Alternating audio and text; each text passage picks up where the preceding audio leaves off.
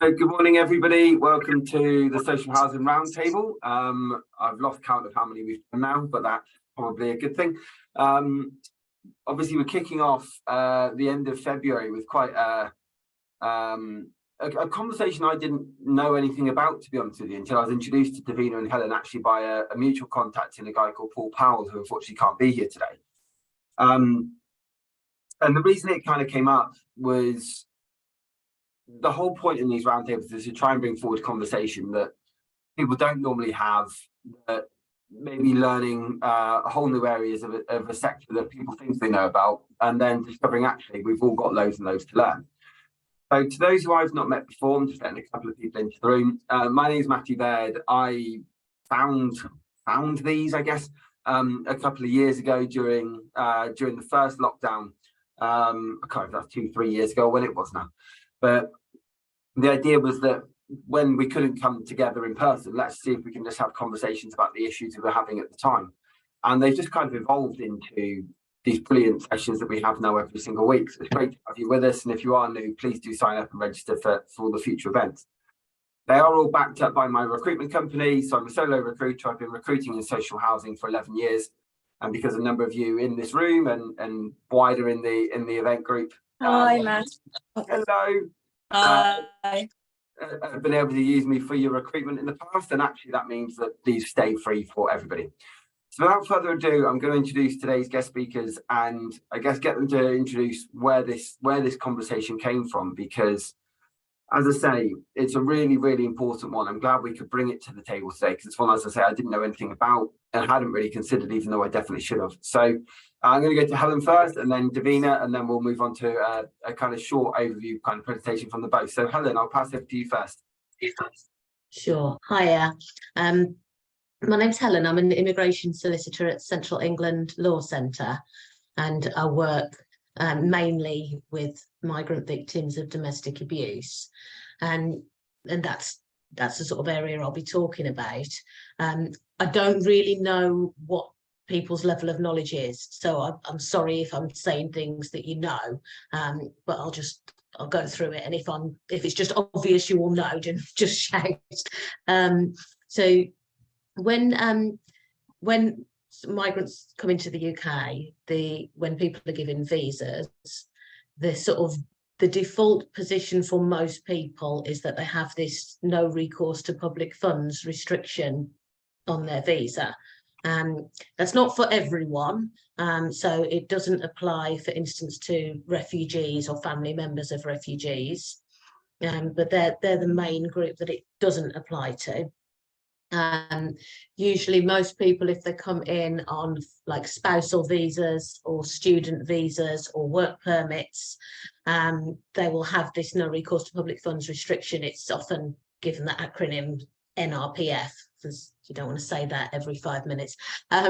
So the problem then for victims of domestic violence, if they've come to the UK having been sponsored by a partner in the UK who then commits abuse, is then when they try to leave that partner and they can't claim ordinary benefits, and they're left in this sort of situation where they're trapped in that relationship, in order to have somewhere to live and to have a means of support, and unless they've managed to get work themselves sufficient to support themselves and any children, which is pretty difficult. So for some migrants, for people on certain visas, there's a very kind of straightforward way to get that NRPF restriction lifted, in order that they can get into refuge, they can get into social housing, and that's this application called the Destitution Domestic Violence Concession, which is also shortened to the DDV concession.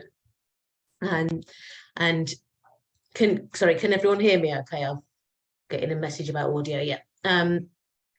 And this is applicable to people who have come in on what's called a partner of a settled person visa, which usually people refer to as a spouse visa. So this is your kind of standard visa where someone will marry. Usually it will tend to be a British citizen, and then be sponsored to come to the UK to live with, in the majority of cases, their husband. It doesn't need to be, it could be a British wife sponsoring a sort of non-UK born husband. Or it could be that it's a person who has indefinite leave to remain in the UK sponsoring someone from abroad. So they don't have to be British, but often, you know, you'll find that it is a British sponsor. One thing that comes up a lot in my work with victims of domestic violence is they will tell me they didn't know that this was an option, and that they could claim benefits and that they could get housing and all of that, and that their immigration status has actually been used against them throughout the abusive relationship. You know, they've been told you'll be deported, you won't be able to take your kids with you, you depend on me for your status, and you know, you don't know anyone here, you'll be out on the streets. All of that is often used. I mean, we call it immigration abuse because it's this abuse that's very particular to the vulnerable position of someone's immigration status. So the things that it's useful to know are that for someone to be eligible for this DDV concession, as I say, they need to have come in on this spouse visa, or they can have come in on a refugee family reunion visa, or if it's a person who was already in the UK and then sort of entered a relationship, they might have been granted leave to remain as a partner once they were already in the UK. So any of those kind of routes will mean they'll be eligible for this DDV concession. And even if the victim of abuse's leave to remain has expired, they can still apply for this DDV concession. And that's, if you know anything about immigration, usually when someone's leave has expired, it's kind of, that's sort of nightmare time, and they can't apply for anything else. But this is an exception to that normal rule. So because I think the Home Office do recognise, but I don't hold any brief for them, but on this they're actually quite good. They do recognise that the part of the abuse can be refusing to renew someone's visa. And so the victim of the abuse can be left with no immigration status, and it's part and parcel of the abuse that they've suffered. So that's why it doesn't lock them out of this. So if someone's eligible for this DDV concession, it usually gets granted within a week, maybe 2 weeks. And it means that straight away they're then eligible to apply for universal credit if they're in exempt accommodation for housing benefit, and just the normal range of mainstream benefits. The concession lasts for 3 months. And so before 3 months is up, it's important, I'll answer the questions at the end if that's all right, Helen.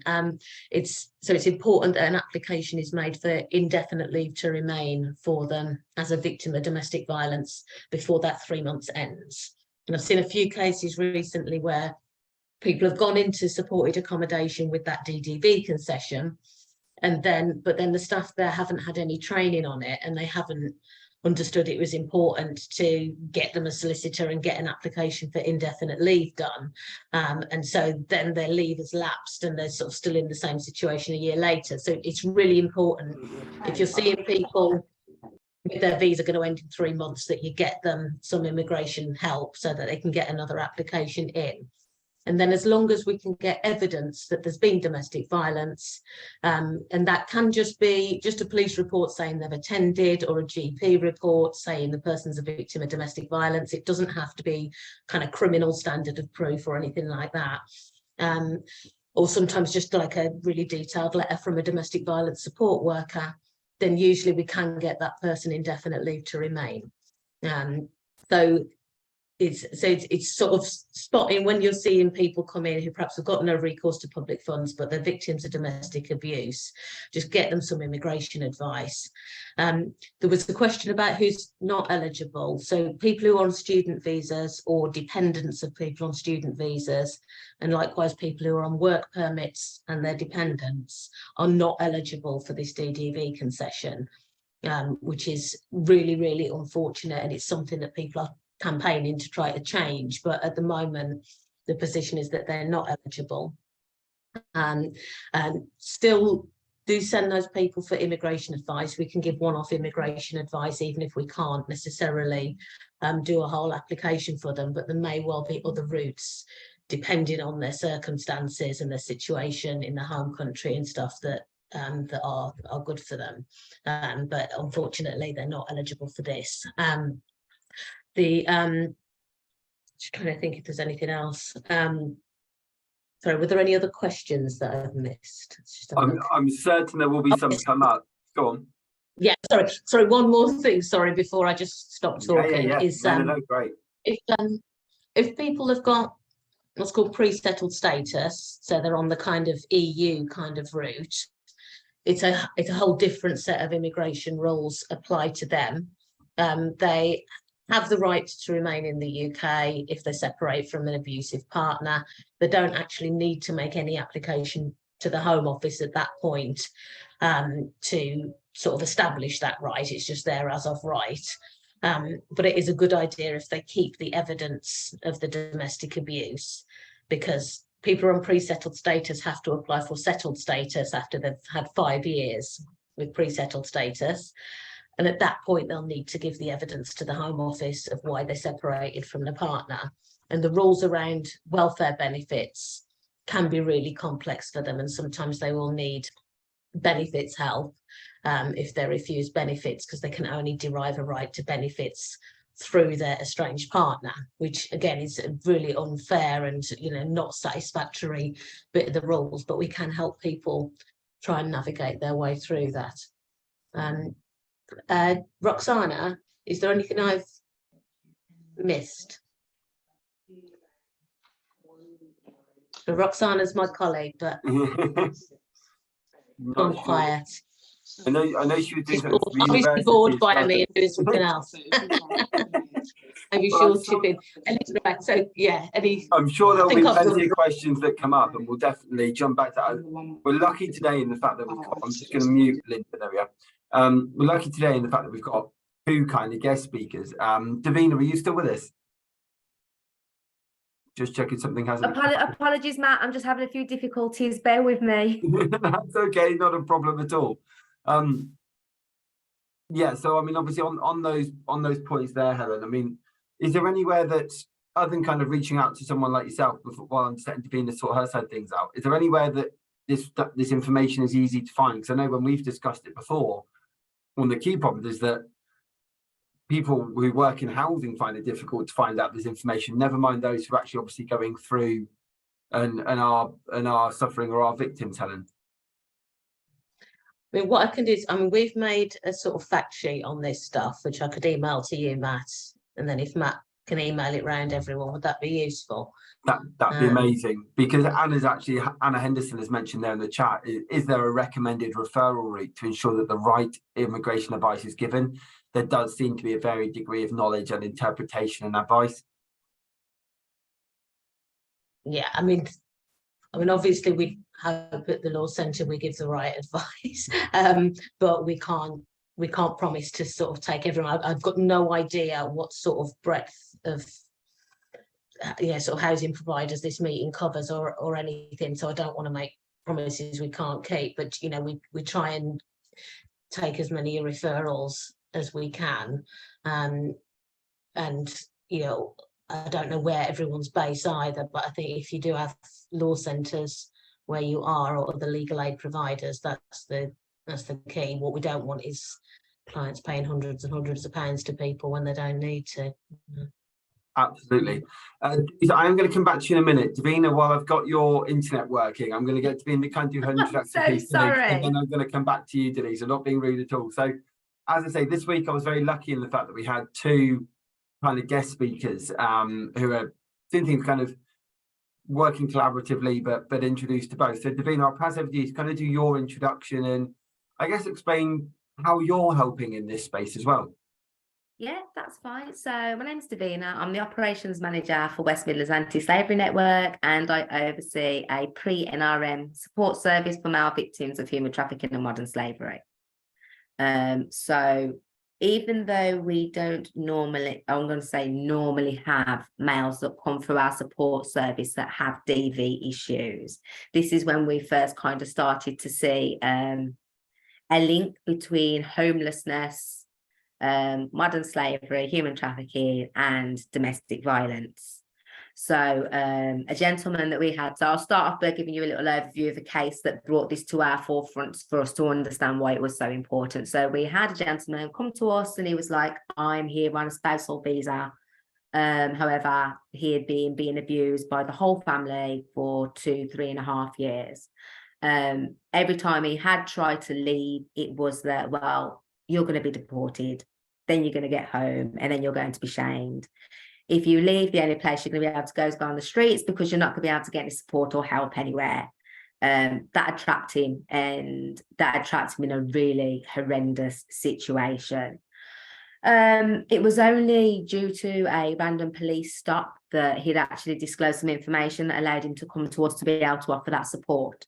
We struggled initially because we were unsure of what our next steps were going to be with him, because as Helen rightly says, a lot of people are not aware of the fact that actually if you're on a spousal visa, you can get the NRPF section removed. There are other support agencies out there for you that can offer you that support that you need moving forwards. So it took us a while. I think that was how we actually got introduced into the law centre, was that we'd actually gone through them for some advice because we didn't know what we were doing. The gentleman was able to get the restrictions lifted from his visa. He was able to access the correct support for him that he needed, and he was able to move out of that exploitative position that he was in. And he now, I think he only gave us an update, I think it was December. He's now got access to his children as well, which is a really important thing for him, because that was another thing that was tying him to his family. So NRPF supports, as Helen rightly said, is normally linked to those with unsecure immigration status, and it will be the main draw for a lot of people to commit violence.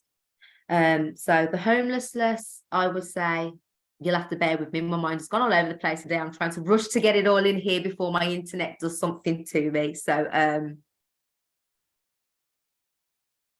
local authority will support, even if you have no access to public funding, if there is a safeguarding concern or you have care and support needs. So safeguarding concerns are, as we've said, something to do with domestic violence, modern slavery, human trafficking. I think a lot of people will find the issue is that you have to self-present to these places. There are not a lot of organisations that you'll be able to go to that will be able to support you through if you don't have access to public funds. So in the West Midlands, here are a few organisations that we've used for our service users, male and female, to be able to get that next steps, because rightly so at the moment, if you were trying to get a solicitor for any sort of immigration advice, it is like throwing a penny into a barrel of water at the moment, and it's not their fault. It's just that with all the new provisions that are coming in at the moment, it's taking a lot longer for them to be able to offer support. So for men, any issues with domestic violence, who are struggling and don't have access to public funds, the places that we have used are RSVP, Mankind Initiative, and Respect Men's advice line. They're absolutely fantastic. We've also got Ask Mark as well. They will also support with immigration abuse. So those are a few of the local organisations. For men, for women, you've got Southall Black Sisters. They have support accommodations. These is only for females though, so we're struggling to find any support accommodations for male for domestic abuse. But if you do have any for women, you've got Southall, you've got Women's Aid, and you've got Women in Birmingham, which is quite a small organisation, but they will offer the support that you need. The routes for NRPF, well, actually, to be fair, NRPF is holding a lot of people hostage. It really is. And if you do encounter anybody that does have it, it is worth having those conversations to be like, okay, actually, how can we offer you more support? What can we do? Is it possible to get the NRPF taken off? Because actually, it is a big draw for people at the moment.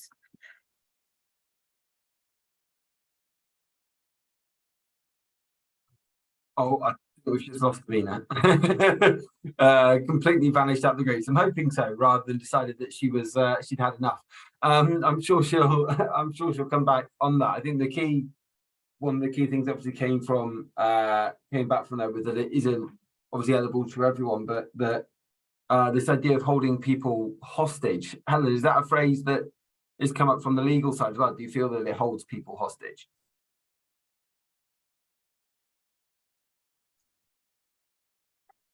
Well, yeah, I mean, it's obviously something that increases abuse because it creates this huge imbalance in power in a relationship if one person's completely dependent on the other for the whole means of support and right to be in the UK, isn't it?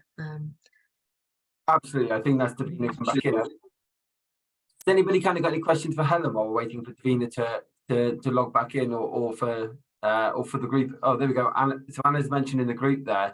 How complex is the application process for the DDVC? Do applicants require any other documentation? Yeah. So for the DDVC, it's a very straightforward application form, and you don't need to submit any evidence of domestic violence with that application. It's only when someone comes to apply for ILR, for indefinite leave to remain, that they need to put in any evidence. The problem with it is, and I just want to be really clear on this, it is an immigration application, and if you submit it and you're not an accredited immigration advisor or a solicitor, then you're committing a criminal offence. And the problem is, it is really simple. So when you look at the form, you think, well, why is this stupid woman telling me I can't fill this in? It's just like someone's name and address, basically. And the reason is, when you lodge it, the Home Office will curtail that person's visa that they were on before. So they might have 2 years left to run on their visa. That's going to stop once you lodge this application. And that woman needs to be, that person needs to be advised of that, and needs to be absolutely 100% sure that she's not returning to her partner. Because you can imagine that spousal visa gets curtailed, she changes her mind, she goes back, she's got to tell him what she's done, and she's got to reapply for the spousal visa at great expense and inconvenience, and it puts her more at risk. And the other thing you're doing is you're telling the Home Office that this person's here. So if they weren't on a spousal visa, if they perhaps didn't have any status whatsoever, maybe they're in the country illegally, perhaps they're an overstayer, whatever, you're drawing a big arrow at that person's head and telling the Home Office they're here, and they might not be entitled to get that DDV concession. So you might be doing the opposite of helping them. So that's just a couple of reasons why, but it's really important that you do refer them to immigration advice, and you don't do this stuff yourself, because you could get in trouble as well. I think Denise, like that, Denise, do come in. There's things like that, Helen, that's so important for us to know in this conversation, because as you say, people look at it, go, well, I'll do that, and then suddenly it's even. Great to have you with us. Do come in. What I'm failing to understand in this sort of topic is people that come in with their spouses with no recourse to public funds. Usually their spouses have to demonstrate, don't they, to the immigration or whatever, that they have enough funds to support that partner until they get indefinite leave to remain, and there are certain criteria that you need to fulfill. So what I'm wondering is, number one, why this topic is relevant to social housing, which has an allocations policy and criteria for housing those most in need. But the other issue that I am wondering is, if I were immigration or whatever, I would not, if there was an issue around domestic violence and people coming into the country, I would make sure that the spouse bringing them in left me with money, so that if there is an issue like domestic violence, that person would be able to be supported independently of the spouse. Number two, if I'm going to a foreign country, to shack up with my spouse or whatever, I'm going to ensure that I have an exit route and funds or a ticket or whatever to come out of the country. And if I don't have that, but wait, but wait a minute, but this is the third thing. So what this raises for me is, are you saying that there are UK citizens bringing spouses from poor countries that do not have the means to go back to their home countries, which is exploitation in itself?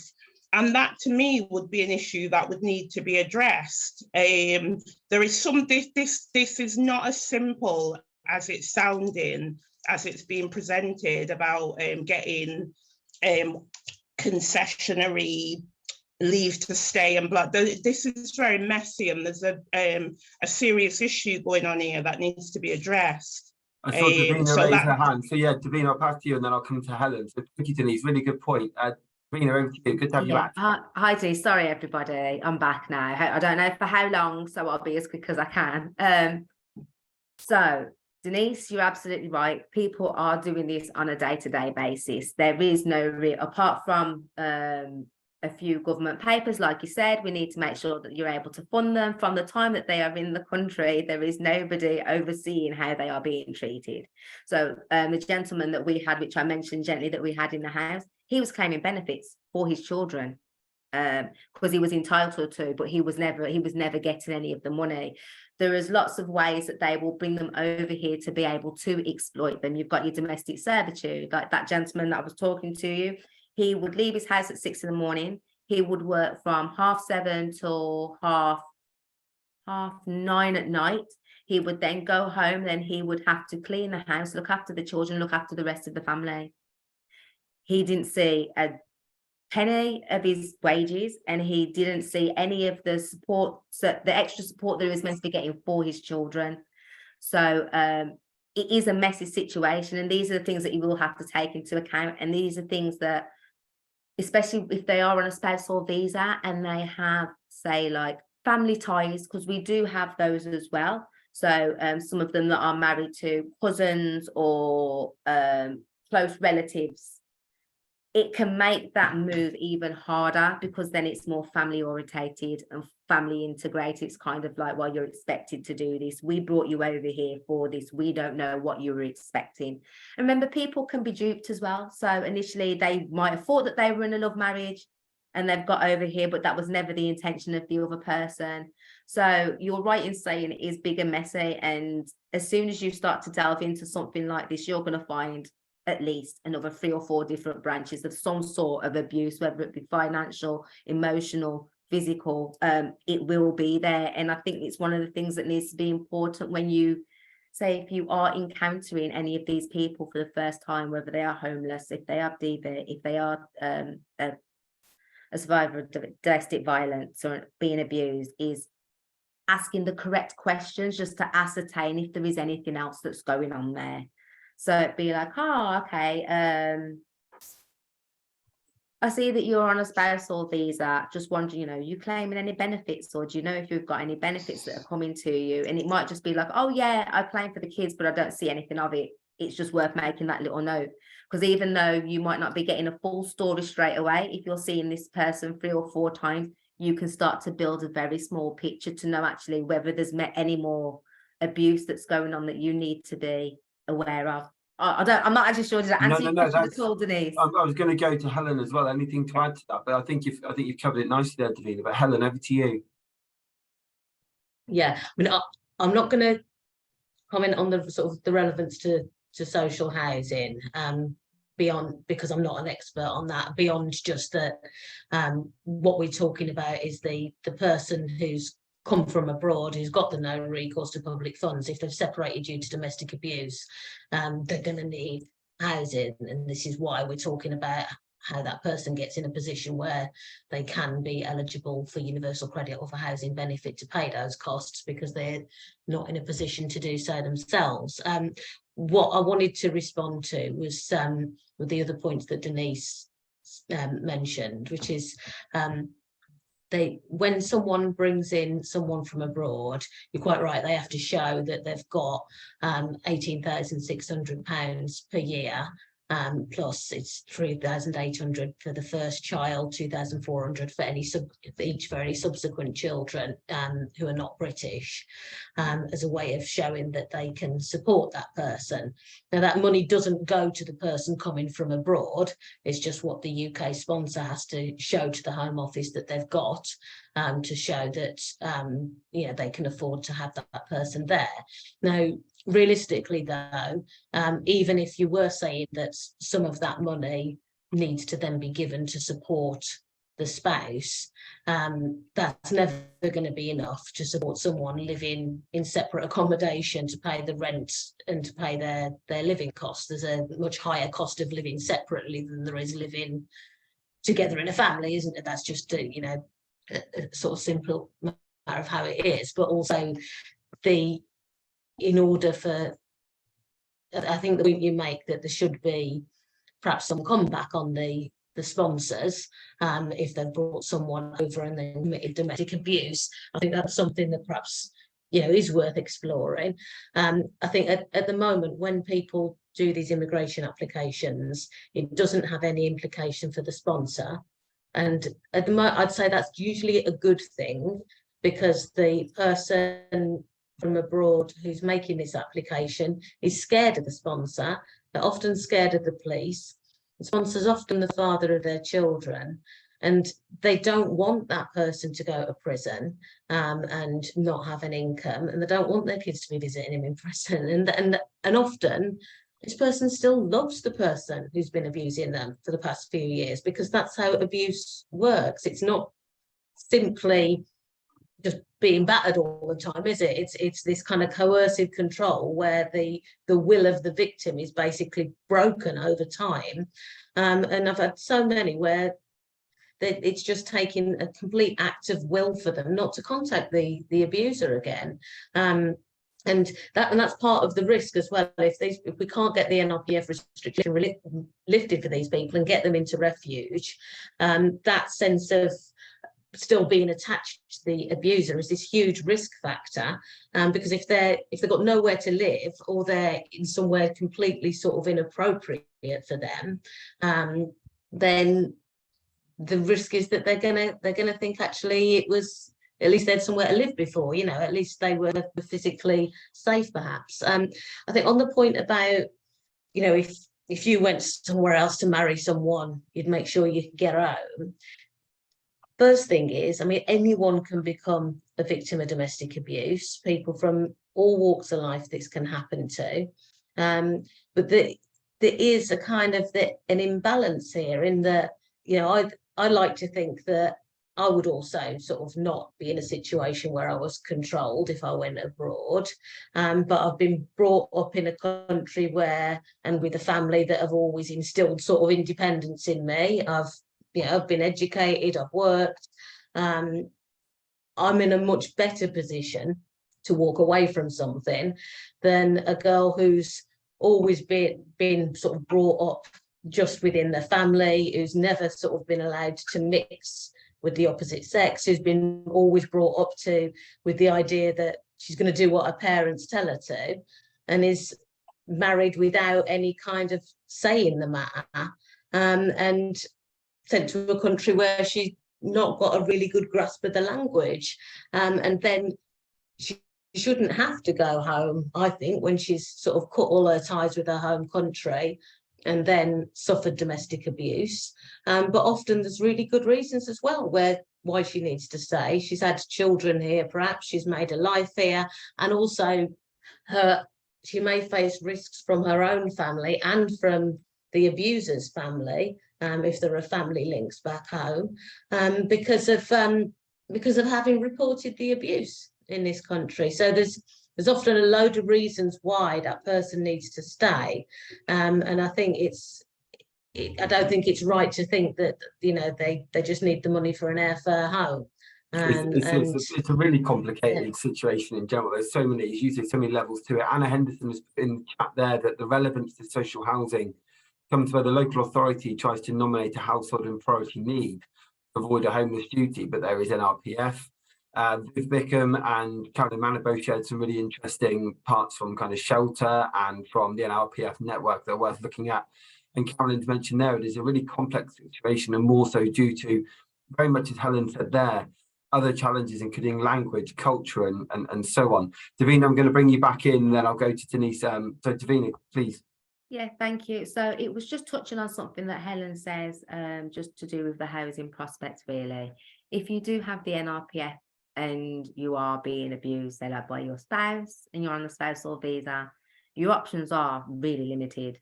As you said, you've got the option to go home, which you could do through the voluntary return scheme.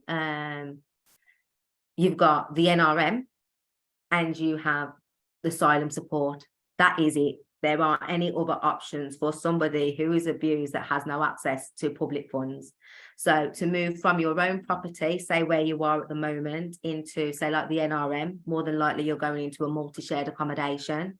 You are only entitled to £65 a week. And that's to do everything that you need. So for some of them, that's not going to be a draw. The same if you're to go into NAS accommodation. Again, you've got a limited amount of money and you're going to be sharing an accommodation with somebody. For someone that might have children, that might want their children to go with them, that is never going to be a draw. And it's about ensuring that we can find the right types of accommodations. Like there aren't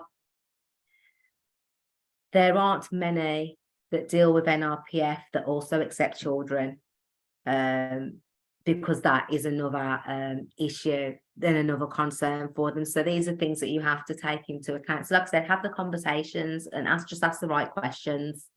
I think he was coming to you next, Denise. Sorry, Matt, just taking over for you there. No, please do. Yeah, there was some, I mean, Dave mentioned she's got to shoot, but she said it's been a really useful insight into the area. And Viv has said that some refuges have accommodation specifically for NRPF families, but as you mentioned, Davina, they're so limited, it can be a struggle. Denise, back to you.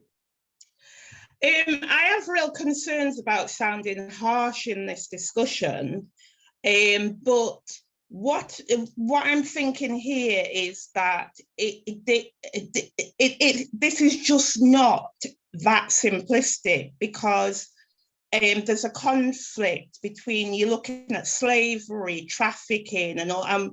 And what Helen was saying about, some people may not have the education or they may not be able to go back to their country because of the family members. To me, that's the issue.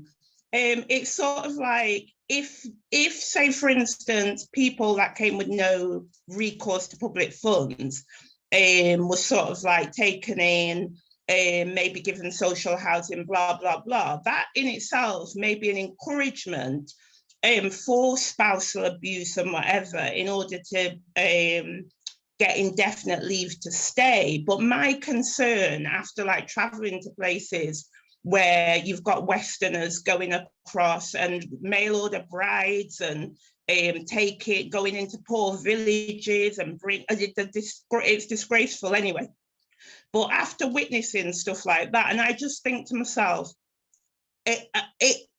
it's more, maybe it's about tackling the behaviour of the UK citizens that are bringing them over here. I know the domestic violence and stuff, there needs to be support around that for those people that have been tricked, conned, whatever in. But I just think it's not that simplistic.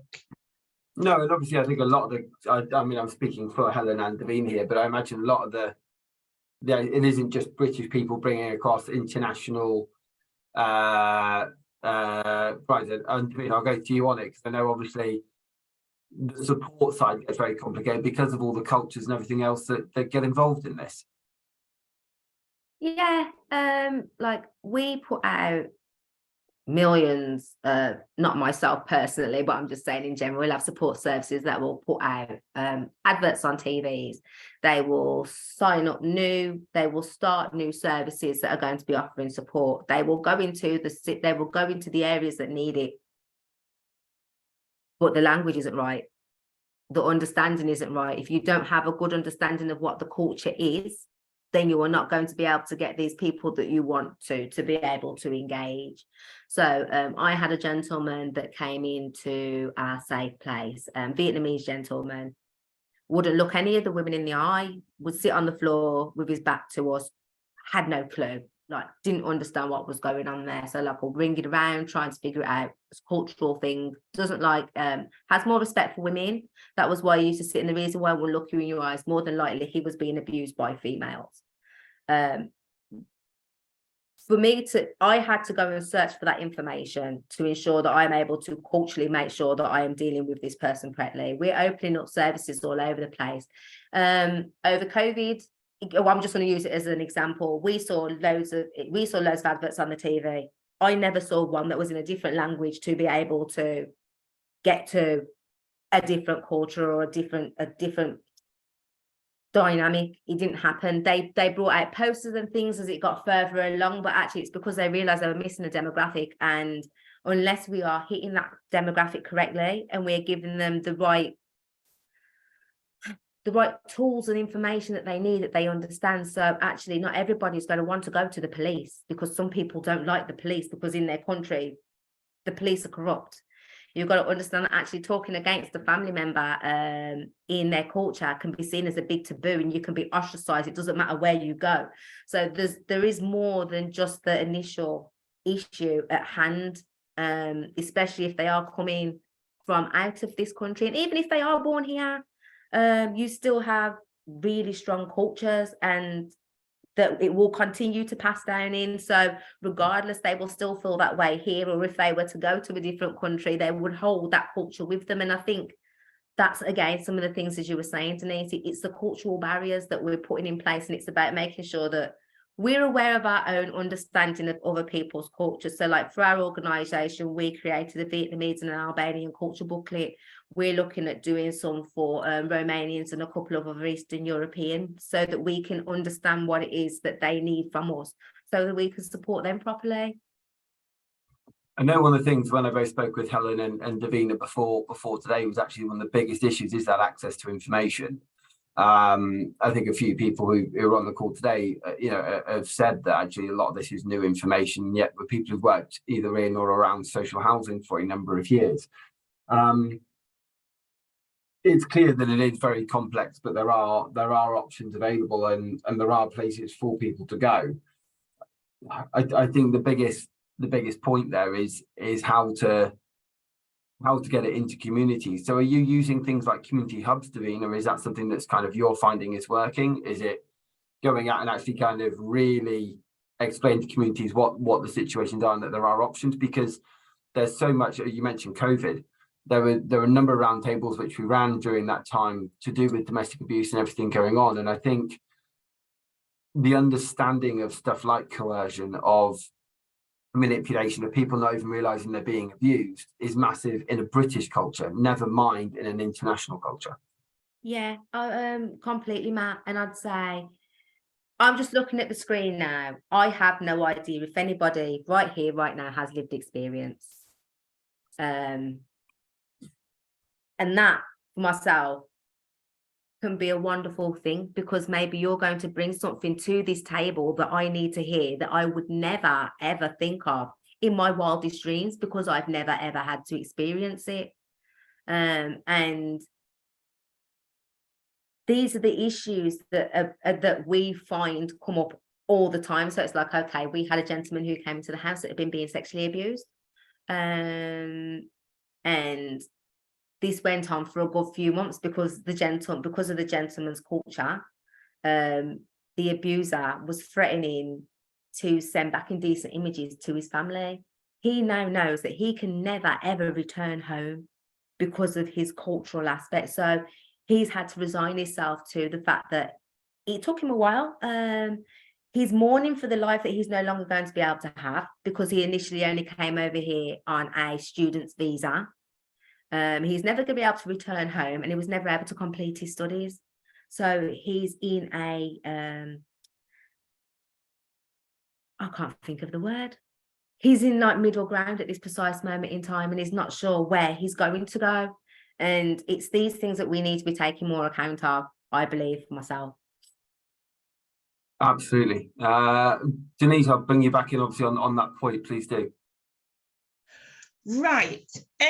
What jumps to mind here for me, because I'm very much into education and stuff like that, but if I don't know what the package is that they provide to people when they're coming to the UK with no recourse to public fund. But an obvious thing that jumps out for me is part of the induction and bump before you even come in the country is to include the domestic violence and information in the languages of the people coming in, which might also serve as a deterrent if the partner is abusive, that when that person comes in, they know that that person will have ideas and already have some knowledge about who they can call, who this, that, and the other. Because at the end of the day, knowledge is power. Coming in blindly and not knowing the system is problematic.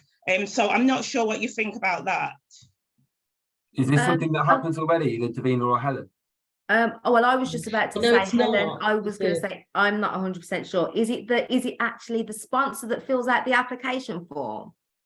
Go on, Which Helen. Over to it you. usually will tend to be. I mean, it could be either, but you know, in these sort of situations, it is usually the sponsor that's really doing the whole process, and the applicant will go and have their fingerprints done or whatever, but often not be very involved beyond that. But no, it's something I've thought about as well, Denise. I agree with you. It's almost like they need to be given a sort of a little bit of card when it arrives, as you say, saying what domestic abuse is. Because, you know, a lot of people will think if it stops short of physical violence and it's not abuse, and how to call the police, and who else you can go to for help. I think it's really key. I mean, they could, people have to, do the English language test before they come. They've got to be on their own in that circumstance. There must be a way the Home Office could put this information in as part of the process. But as far as I'm aware, it's not there at the moment. I mean, the number of clients I've had who've said they just didn't have a clue what to do. I mean, because one lady said she called 999 because there was someone in there, like a neighbour had got some sort of illness, and an ambulance came for them quite a lot. And she read the number on the side of the ambulance and worked out that this must be a number she could call for help. It's heartbreaking, isn't it? But so it's not like people aren't open to trying to find out what to do, but if it's starved of information, you don't know, do you? Really, really, really good point. Viv, I'm going to bring you in. I know you sent me a message via the chat there that you'd put in the chat that language is an issue that VAWG network highlight. The victims don't know the language to describe the sexual abuse talking. Hidden word source of information is limited in a cultural perspective. So could you elaborate on that a little bit for us, Viv? Yeah, I attended, I'm part of the Violence Against Women and Girls Network, and Dr. Fazia Tayyab, I hope I pronounced that correctly, Fazia, she did a specific webinar recently on particularly South Asian community, and where I used to manage a service, we had a high population from the South Asian community, and had a lot of victims, survivors coming through with no recourse to public funds, which again, what everybody said, the complexity, because it links into modern slavery, it links into honour-based abuse, all sorts of aspects. But one of the things that she highlighted is around the hidden words, in that often, because they've come very much from a limited educational background, they don't know the words to describe domestic abuse, they don't know the words to describe sexual abuse or what is happening to them, and they're very limited in access to that information, which then presents real difficulties if they do report, because they don't know how to express themselves. And she said, certainly the honour in the family is often linked to them, so that aspect of shame and bringing dishonour to them is really impacted on them. So the involvement of other agencies, etc., puts a real pressure on the victim themselves.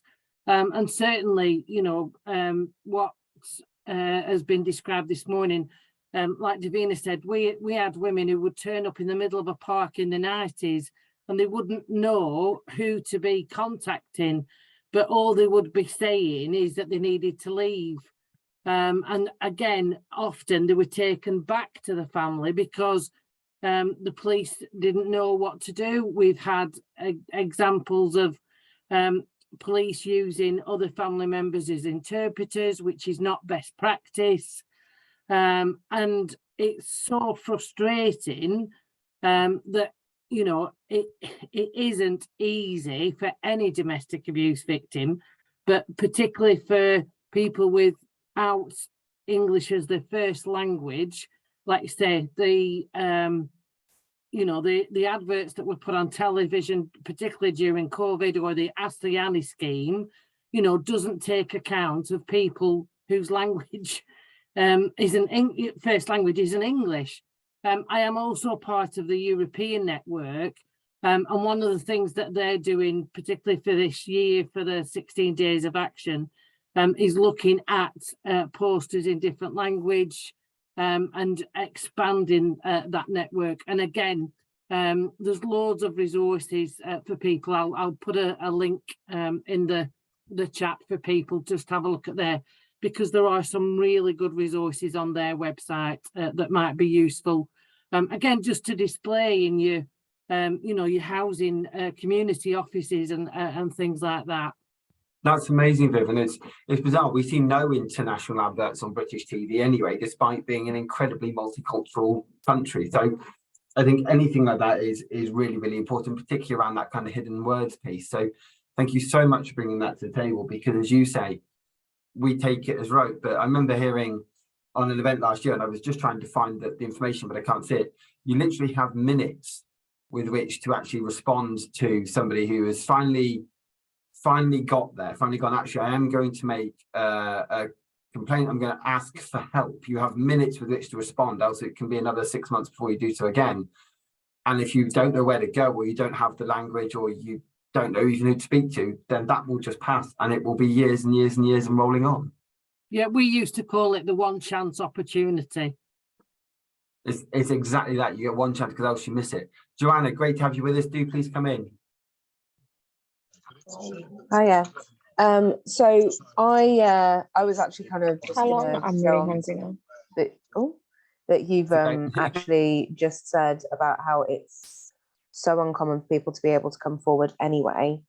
I think one thing that we should definitely look at as a country, as a community, is better ways to have those reports and people who are able to speak multiple languages and stuff being at the forefront of some of our teams. The thing that I think we've kind of overlooked here is how difficult it is for people who are in that situation to come forward. I think the concept of saying, oh, well, they shouldn't move over here if they know that they're going to be in an abusive situation. Most people don't know they're going to be in an abusive situation. And if they do end up in an abusive situation, it takes a long time to acknowledge what's really happening to you. It takes a very, very long time to say, actually, this isn't right. And to not be in the situation where you're going, well, actually, it's something that I've done. It's something that I've said, I've upset them. They weren't like this before. That's such a common thing to come about. So when you've got people who have maybe just moved over to England and they don't know anybody except for their spouse or except for their family, those are the people they're trusting, and those are the people who are then abusing them. They can't acknowledge that that's happening. They go, oh wait, no, I must have made them upset, I must have made them angry, this is because I didn't do the things I said I was going to do. It's not as simple as saying that they shouldn't move over here or they should know better. It's not like that. Absolutely not. And Emma Disbury completely agrees with you in the chat there. And I think it's a really, really, I think domestic violence can be so easily like, oh, you're being abused, then do something about it. And actually the amount that goes into that is so broad. Sabani, apologies if I've mispronounced your name there, apologies, has put a question in the chat there for, I guess, for Davina, for Helen, for whoever would like to answer it.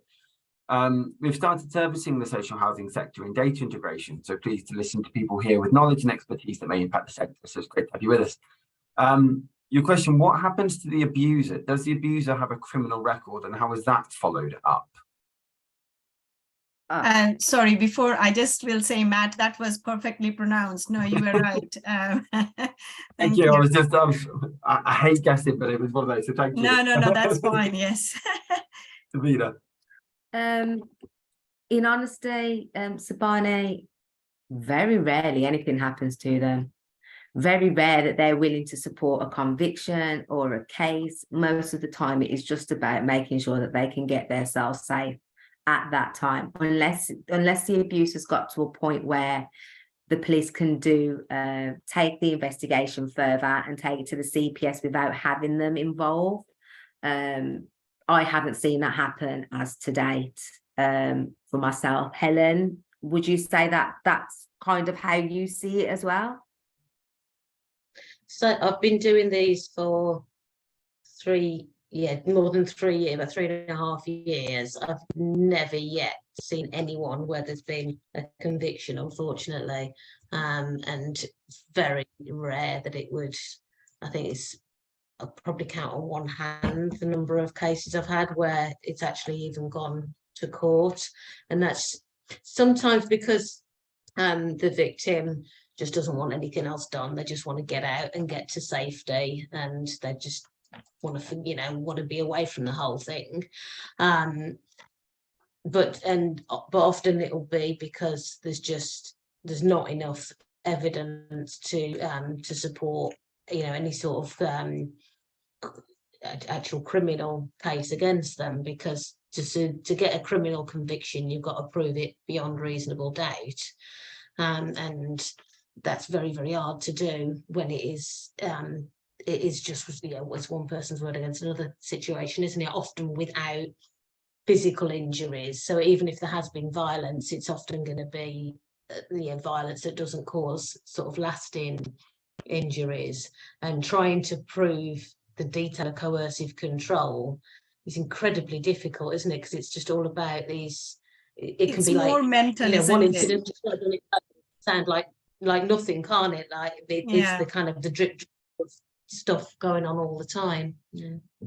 Yeah, thank you. It's more emotional and mental, which is difficult to prove. I was just thinking from a mindset of, we are providing all this support. So lovely to hear around that for domestic violence. But I was thinking of how do we tackle and make it harder for people who have that abusive mindset, so that they are deterred from doing that. If they have in their recourse in their life something that will impact them, if they do, that probably gives a bit more of a.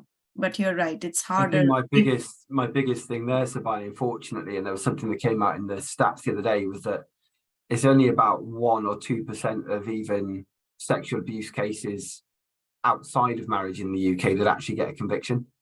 The conviction rate is incredibly low, and so, as you mentioned, they're trying to do that when it's meant to be a marriage or a relationship is even more difficult, and it's the stats around are absolutely horrifying.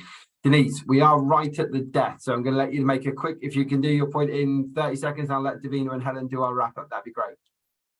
Okay, the first thing was I can properly see what the link is to social housing in terms of if you are keeping an eye on your tenants, you need to be very aware of this no recourse to public funds and referring maybe somebody to an immigration solicitor.